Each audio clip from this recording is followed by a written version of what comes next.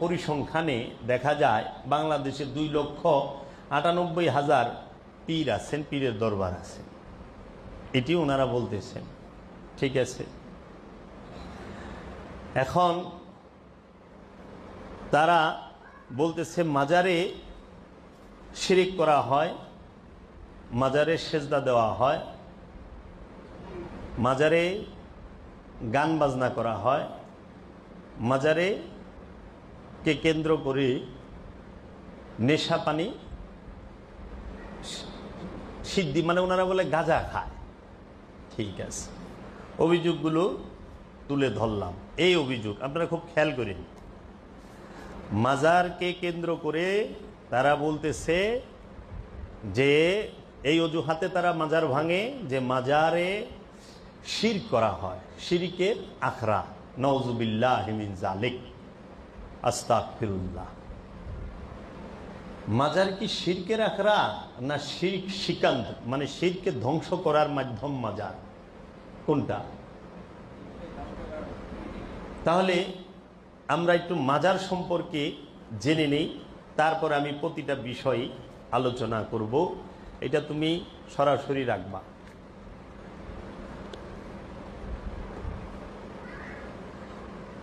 মাজার পবিত্র স্থান, কারণ ইহা কবর নয়।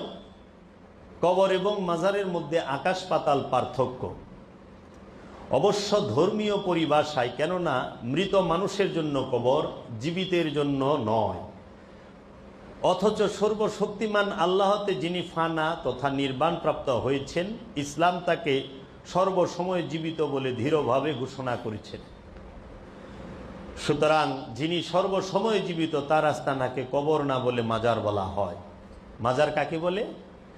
আল্লাহ যাহাকে, আল্লাহ সর্বশক্তিমান আল্লাহতে যিনি ফানা তথা নির্বাণ হয়েছেন, ইসলাম তাকে সর্বসময়ে, কোরআন তাকে সর্বসময়ে জীবিত বলে দৃঢ়ভাবে ঘোষণা করেছেন।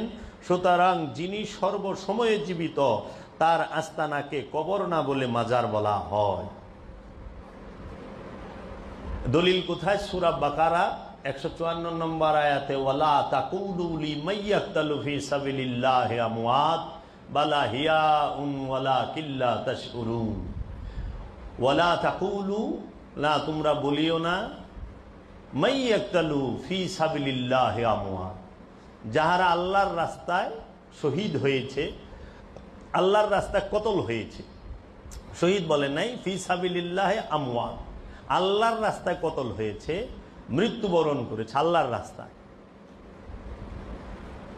তাদেরকে তোমরা মৃত বলে চিন্তাও করো না। বালাহিয়া, বরং তারা জীবিত, ওয়ালাকিন লা তাশউরুন, তোমরা তা বুঝতে পারো না, অনুভব করতে পারো না। তাহলে যিনি আল্লাহতে ফানা প্রাপ্ত, বাকা প্রাপ্ত,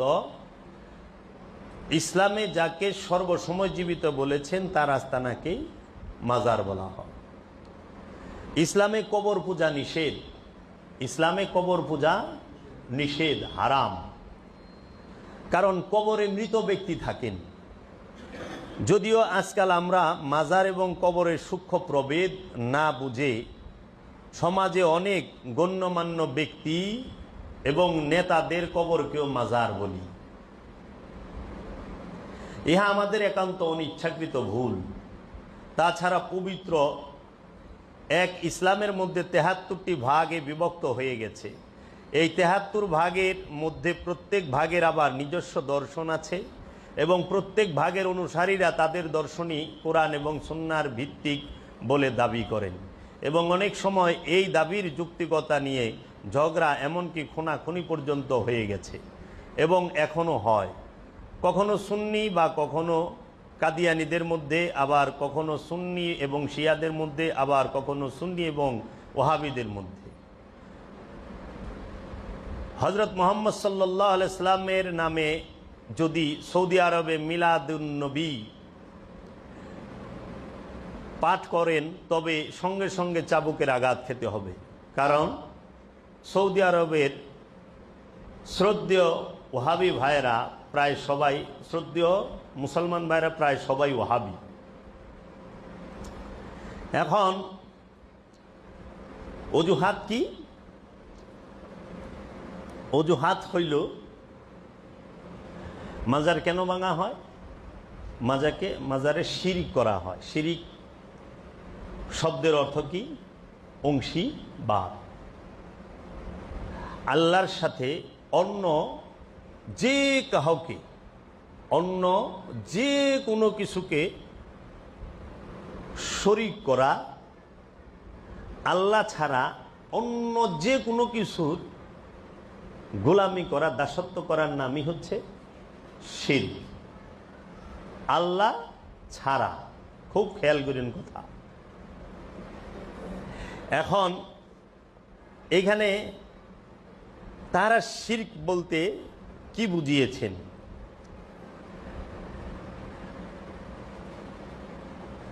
শিরক কি ভিতরের বিষয় না বাহিরের বিষয়? খান্নাসরূপী শয়তান মানব দেহের অভ্যন্তরে কলব নামক স্থানে অবস্থান করে লোভ মোহ নামক অনেক মূর্তির পূজা করায়, এবং এই মূর্তি পূজা করাটাকে বলা হয় শিরক। শিরক কাকে বলে? খান্নাস নামক শয়তান মানুষের কলবে প্রবেশ করে লোভ মোহে নামক অনেক মূর্তির পূজা করায়। এই মূর্তি পূজা করাকেই বলা হয় শিরক। কোন মূর্তি? লোভ মোহের মূর্তি পূজা শিরক। কারণ লোভ মোহের মূর্তির পূজা করেই মানুষ আল্লাহ থেকে দূরে সরে যায়, আল্লাহ থেকে দূরে সরে যায়, রসুল থেকে দূরে সরে যায়। শিরক কাকে বলে? ছয় রিপুর বন্ধনটাই শিরক, ষড়রিপুর বন্ধনটাই শিরক। এই শিরক নিজের ভিতরে অবস্থান করে, বাহিরে তৌহিদ আর তৌহিদ। বাহিরে শিরকের কোনো অবস্থান নাই। এই শিরকের গোদামটি হলো আপন নফসের অভ্যন্তরে খান্নাস রূপী শয়তান। এই শিরকের জনকই হইল খান্নাস। এখন আপনি শিরক যদি ধ্বংস করতে চান তাহলে আপনার কি করতে হবে? নফস যোগ খান্নাস সমান 2 হয়ে গেল। নফস 1, তার সাথে যুগ যদি নাস, খান্নাস আর নফস দুইটা দুই বিষয়। একটা হলো নফস মানে প্রাণ, খান্নাস মানে কামনা। প্রাণ যুগ কামনা, নফসের যে কামনা, প্রাণ যুগ কামনা এক হয়ে গেলে তখন হয় শিরক। নফস যুগ খান্নাস সমান 2 হয়ে গেল। একটি দেহে দুইজনের অবস্থান শিরক। একটি দেহের মধ্যে দুইজনের অবস্থানকে শিরক বলা হয়। এই শিরকের কালিমা হতে নফসকে পরিশুদ্ধ করে মানুষকে ওলি আল্লাহ পরিণত করতে রসুলের আগমন। রসুলের আগমন কেন? রসুলের আগমন হচ্ছে শিরকের কালিমা হতে নফসকে পরিশুদ্ধ করে মানুষকে ওলি আল্লাহ পরিণত করতে রসুলের আগমন। সুতরাং এই শিরক হতে মুক্তি লাভের আশায় সৌন্দর্যের অনুশীলন তথা দায়মি সালাতের নির্দেশটি দেওয়া হয়েছে। যদি কেউ শিরক থেকে মুক্তি হইতে চায় তার অবশ্যই দায়মি সালাত করতে হবে। শিরক কি ভিতরের বিষয় না বাহিরের বিষয়? শিরক ভিতরের বিষয়, বাহিরের বিষয় নয়। আল্লাহ কোরআনে বলছেন সূরা নিসার মধ্যে আল্লাহ সমস্ত গুনাহ মাফ করবেন, কিন্তু শিরকের গুনাহ মাফ করবেন না। আল্লাহ কোরআনের মধ্যে বলে রেখেছেন, এই যে আমার হাতে বাবা জাহাঙ্গীরের লিখিত শব্দে শব্দে হুবহু কোরআন। এই কোরআনের সূরা আন-নিসার 116 নম্বর আয়াত আল্লাহ বলতেছেন, ইন্নাল্লাহা লা ইয়াগফিরু আন ইউশরাকা বিহি, নিশ্চয়ই আল্লাহ তাহার সাথে শিরক করার অপরাধ ক্ষমা করিবেন না, এবং উহা ব্যতীত যাহাকে ইচ্ছা তিনি ক্ষমা করিবেন। এবং কোনো ব্যক্তি আল্লাহর সাথে শরীক করিলে সুতরাং অবশ্যই সে সুদূর বিভ্রান্তিতে পতিত হইবে।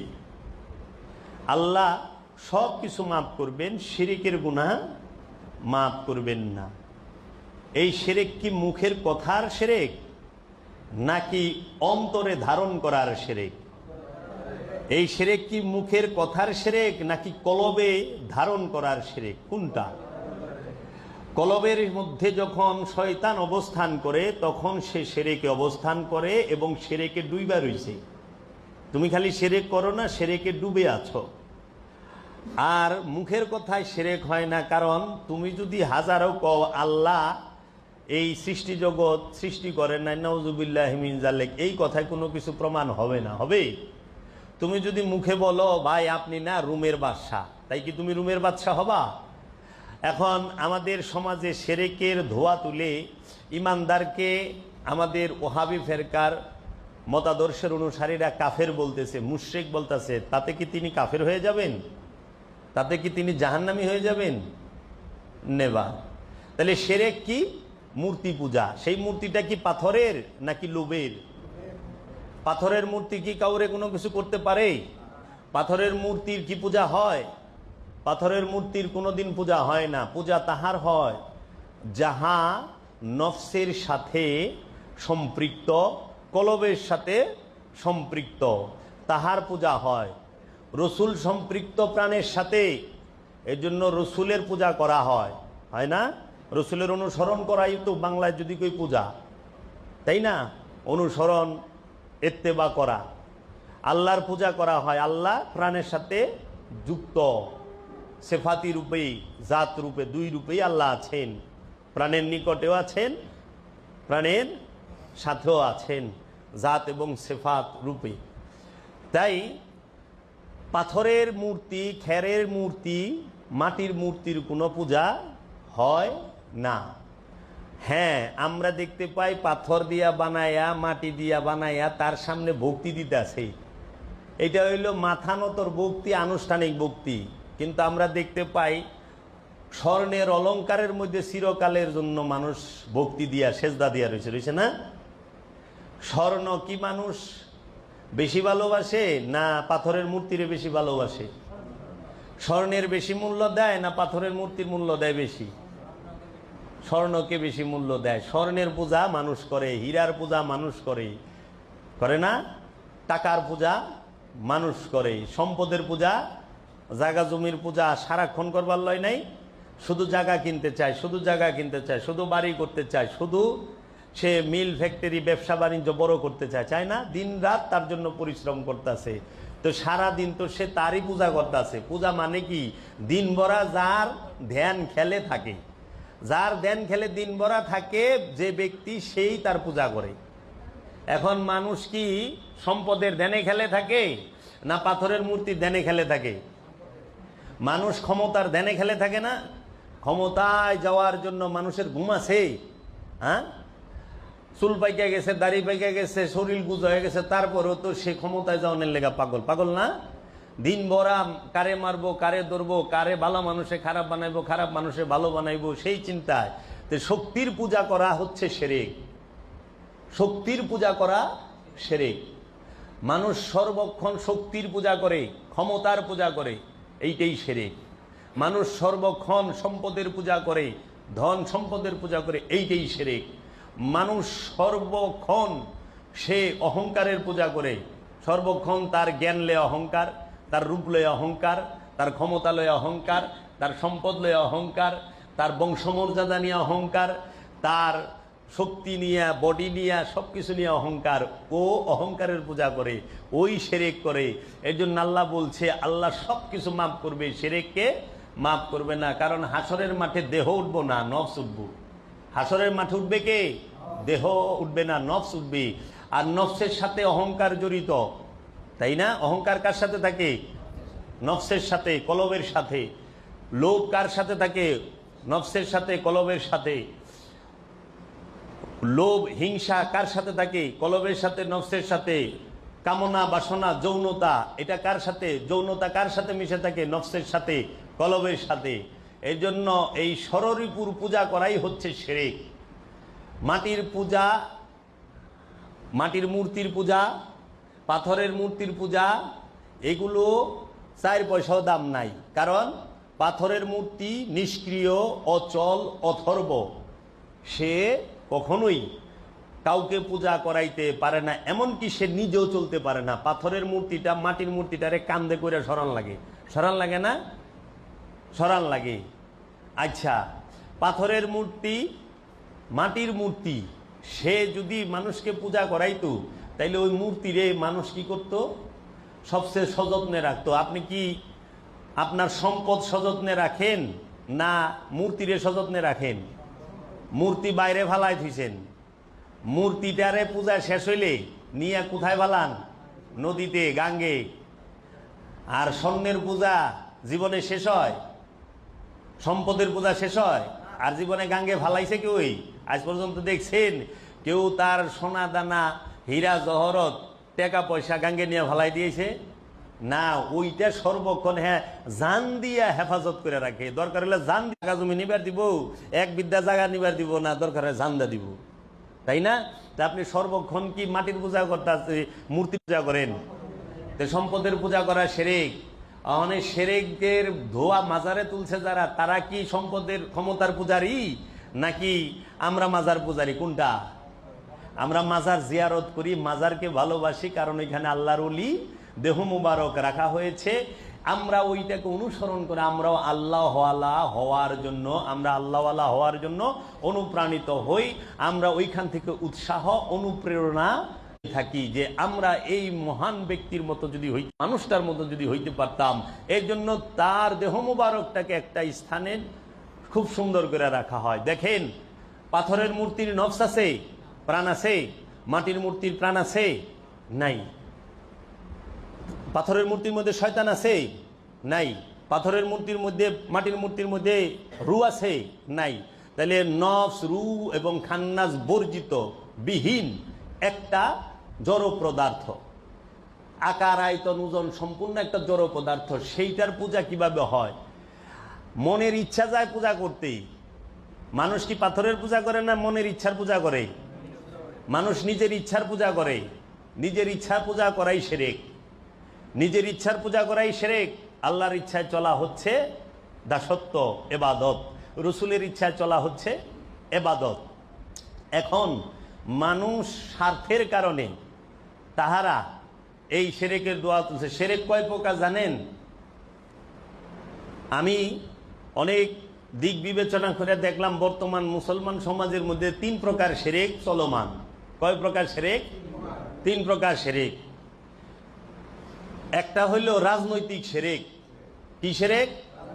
রাজনৈতিক শিরক। আরেকটা হইল মেজাজি শিরক।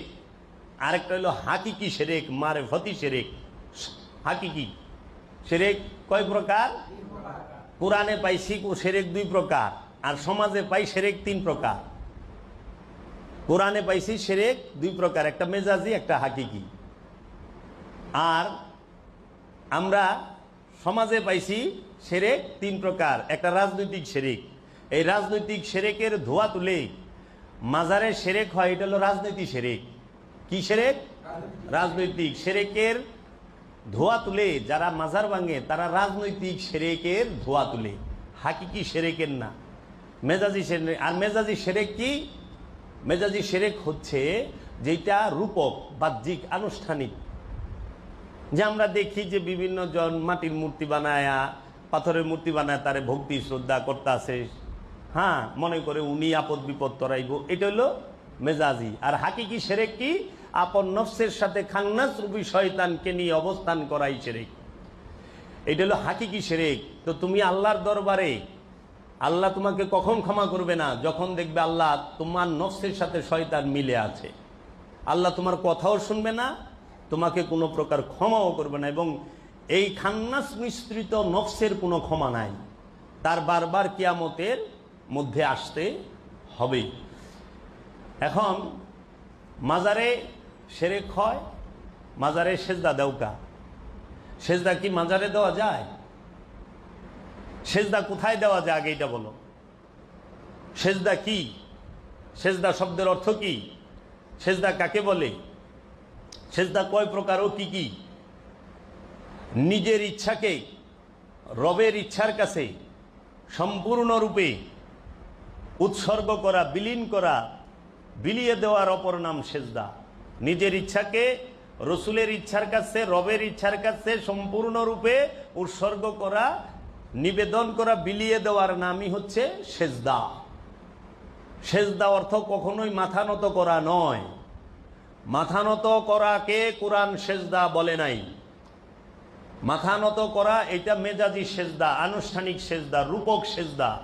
কারণ আল্লাহ কইছে ওয়ান্নাজমু ওয়াশ-শাজারু ইয়াসজুদান, ওই নজমগুলো, তারকাগুলো এবং গাছগুলো আল্লাহর সেজদায় রত। তারকা কি তার মাথা জমিনে ঠেকাইছে? গাছ কি তার মাথা জমিনে ঠেকাইছে? না। কিন্তু তারকারা কখনো সীমা লঙ্ঘন করে না, করে? তারকারা, গাছগুলো সীমা লঙ্ঘন করে? তারা আল্লাহর ইচ্ছায় চলে, লড়াচড়া করে, তারা আল্লাহর ইচ্ছায় সর্বক্ষণ চলতেছে। তারা আল্লাহর ইচ্ছায় বাঁচে, আল্লাহর ইচ্ছায় চলে যায়। এর জন্য তারা সেজদায় রতা। ওয়াশ-শামসু ওয়াল কামারু ওয়ান-নাজমু ওয়াশ-শাজারু ইয়াসজুদান, ওই সূর্য আল্লাহর সেজদায় রত, চন্দ্র আল্লাহর সেজদায় রত। চন্দ্র, সূর্য, তারকা এবং গাছপালা সবাই সেজদায় রত। আর আসমান জমিনে যাহা কিছু আছে, ইউসাব্বিহু লিল্লাহি মা ফিস সামাওয়াতি ওয়া মা ফিল আরদ, আসমান এবং জমিনের মধ্যে যাহা কিছু আছে সবাই আল্লাহর তসবিহ পাঠ করে, আল্লাহর প্রশংসা করে। শুধু দুইটা প্রাণী বাদে, জিন আর ইনসান। তাই আল্লাহ বলছে মা খালাকতুল জিন্নি ওয়াল ইনসা ইল্লা লিয়াবুদুনি, আমি কি জিন এবং ইনসানকে আমার ইবাদত করার জন্য তৈরি করি নাই। কারণ জিন এবং ইনসান শিরকের মধ্যে ডুইবা থাকে। আল্লাহ উদ্দেশ্যমূলকভাবে খান্নাস রূপী শয়তানকে নফসের সাথে মিশাইয়া দিছে, জিন আর ইনসানের। অন্য কোনো প্রাণীর নফসের সাথে জিন, অন্য কোনো প্রাণীর নফসের সাথে খান্নাস রূপী শয়তান নাই। গাছের সাথে, মাছের সাথে, প্রাণীদের সাথে, কোনো অন্য কোনো পশু পাখির সাথে শয়তান নাই। শুধু জিন আর ইনসানের সাথে, নফসের সাথে শয়তান আছে। এই শয়তান যতকাল মানুষের নফসের সাথে মিলে মিশে একাকার থাকবে, ততকালই মানুষ শিরকের মধ্যে ডুইবা থাকবো। এর জন্য পীর ধরা শিরক এইটা ওয়াহাবিরা কয়, কিন্তু পীর ধরায় শিরক এটা শেষ শিরক। কারণ তুমি যে শিরকের মধ্যে ডুইবা আছো, এই শিরক থেকে উদ্ধার হইতে গেলে পীর ধরতে হবে। পীর ছাড়া শিরক তুমি বর্জন করতে পারবা না। এর জন্য মানুষ কি করে? সর্বক্ষণ সে লোভের পূজা করে, হিংসার পূজা করে, বস্তু মোহের পূজা করে, শক্তির পূজা করে। এর জন্য পাথরের মধ্যে, পাথরের মূর্তি, পাথরের তৈরি মাজার, পাথরের তৈরি ইট বালি সিমেন্টের তৈরি মাজারে সেরে থাকে না। আর মানুষ কোনোদিন মাজারে সেজদা দিতে পারে না। মানুষ মাথা নত করতে পারে। সেজদা কোথায় করবেন? আল্লাহ সেজদা কোথায় করতে বলছে? আল্লাহ সেজদা করতে বলছে আদমের পায়ে, আদমের মধ্যে। কোথায় সেজদা করতে হবে? আদমের মধ্যে। আদম কাবায় সেজদা না করা পর্যন্ত আপনি কখনোই মুমিন হইতে পারবেন না, কখনোই মুমিন হইতে পারবেন না। কোথায় সেজদা করবেন? কারণ আল্লাহ রাব্বুল আলামিন জমিনে সেজদা করতে বলেন নাই। আল্লাহ নিজেই কইছে জমিনই সেজদায় রত। আল্লাহ নিজেই কইছে এই জমিন আল্লাহর সেজদায় রত। জমিনে সেজদা করতে আল্লাহ বলে নাই, পাটিতে সেজদা করতে আল্লাহ বলে নাই, জায়নামাজে সেজদা করতে আল্লাহ বলে নাই। আল্লাহ মাটিতে, পাটিতে, জায়নামাজে, পাকার মধ্যে, পশ্চিম দিকে সেজদা করতে আল্লাহ বলে না। আল্লাহ কোথায় সেজদা করতে বলছে? আল্লাহতে। সেজদা কোথায় করবেন? আল্লাহতে। আল্লাহর ইচ্ছার মধ্যে সেজদা করতে হবে, রসুলের ইচ্ছার মধ্যে সেজদা করতে হবে। আল্লাহর ইচ্ছা এবং রসুলের ইচ্ছার মধ্যে প্রতিটা আমানুর সেজদা করতে হবে। সেজদা কোথায় করবেন? আল্লাহর ইচ্ছার মধ্যে, আমানুর ইচ্ছার, রসুলের ইচ্ছার মধ্যে। কে সেজদা করবে? আমানু। এখন কিভাবে সেজদা করবেন আল্লাহর ইচ্ছার মধ্যে? আদমের মধ্যে। কারণ আল্লাহ কোরআনে আদমকে সেজদা করতে বলছে, উসজুদু লিআদামা। কাকে? জিন এবং ইনসান, জিন এবং ফেরেশতাদেরকে কয়। তখন তো মানুষে কয় নাই। আরে মানুষ থাকলে তো কইব। আর যে মানুষ এত সেজদাই রত, যে মানুষ সে তো সেজদায় রত। তুমি কি এই চেহারা নকশার মানুষের কথা বলো? চেহারা নকশা নিয়ে মানুষ হইলে কি মানুষ হয়? তাহলে তো এজিদও মানুষ নাকি? এজিদ মানুষ না? এজিদও মানুষ, জানোয়ার, হিংস্র। আল্লাহর ইচ্ছার মধ্যে। আল্লাহ ইচ্ছা কতটি কোরআন থেকে বের করে দেখেছেন? আল্লাহ কি চাইছে আপনার কাছে? আল্লাহ বলছে তুমি আমাকে কর্জে হাসানা দাও। আল্লাহকে কর্জে হাসানা দেওয়ার নাম হচ্ছে সেজদা। আল্লাহ বলছে তুমি আমার রসুলের অনুসরণ করো। আল্লাহর রসুলের অনুসরণ করার নাম সেজদা। আল্লাহ বলছেন তুমি মিথ্যা বলিও না, মিথ্যা না বলার নাম সেজদা। আল্লাহ বলছে তুমি সম্পদ জমা করিও না, সম্পদ জমা না করার নাম সেজদা। আল্লাহ বলছে তুমি অহংকার করিও না, অহংকারীকে আমি আল্লাহ পছন্দ করি না, অহংকার না করার নাম সেজদা। আল্লাহ বলছে তুমি সুদ খাইও না, সুদ খাইলে পরে আমি তোমাকে জাহান্নামের কঠিন শাস্তি দেব, এই সুদ না খাওয়ার নাম সেজদা। আল্লাহ বলছেন তুমি ঘুষ খায়ো না, এই ঘুষ খায়ো না, এই ঘুষ না খাওয়ার নাম সেজদা। আল্লাহ রাব্বুল আলামিন বলেছেন তুমি জুলুম করিও না, জুলুম না করার নাম সেজদা। আল্লাহ রাব্বুল আলামিন বলেছেন যে তুমি এতিমের হক মাইরা খায়ো না, অন্যের হক মাইরা খায়ো না, তুমি প্রতিবেশীর হক মাইরা খায়ো না, আত্মীয় স্বজনের হক মাইরা খায়ো না, এই হক মাইরা না খাওয়ার নাম সেজদা। আল্লাহ বলেছেন তুমি জেনা করিও না, জেনা না করার নাম সেজদা। আল্লাহ বলেছেন তুমি কুফুরি করিও না, কুফুরি না করার নাম সেজদা। আল্লাহ বলছে তুমি সত্যকে অস্বীকার করো না, কুফুরি করো না, সত্যকে অস্বীকার না করার নাম সেজদা। আল্লাহ বলছে তুমি সত্যকে মিথ্যার সাথে মিশ্রণ করিও না, সত্যকে মিথ্যার সাথে মিশ্রণ না করার নাম সেজদা। আল্লাহ বলছে তুমি সত্য বলো, সত্য বলার নাম সেজদা। আল্লাহ বলেছেন তুমি সবুর করো, সবুর করার নাম সেজদা। আল্লাহ বলছেন তুমি সলাৎ করো সর্বক্ষণ, দায়েমি সলাৎ, এই সলাৎ করার নামই সেজদা। সেজদায় পৌঁছাবার জন্য সালাত। আল্লাহ এরকম ভাবে 274টা বিষয়ে আমাদেরকে নিষেধ করেছেন, 274টা নিষেধ মেনে চলার নাম হচ্ছে সেজদা। এখন আমরা দেখি যাহারা শিরকের কি মাজারে সেজদা দেয় দেখে মাজার ভাঙ্গা ভালায়, কিন্তু যাহারা সুদের মধ্যে সেজদা দিয়া রইছে, ঘুষের মধ্যে সেজদা দিয়া রইছে, যারা অন্যের হক মারার মধ্যে সেজদা দিয়া রইছে, সেজদায় পড়ে রইছে, তারাই যাইতেছে আল্লাহর ওলির মাজার ভাঙবার, খালি মাথা নত করার সেজদাকে কেন্দ্র করে। আপনি যা দেখেন যে ব্যক্তি আল্লাহর ওলিকে ভালোবাসে তার মধ্যে সুদের অবস্থান আছে কিনা। একজন সাধকের মধ্যে আপনি সুদ পাবেন না, সে সেজদায় রত। একজন সাধকের মধ্যে অহংকার পাবেন না, উগ্রতা পাবেন না, উগ্রতা না করার নাম সেজদা। আপনারা তো উগ্র, এত উগ্র, এত অহংকার।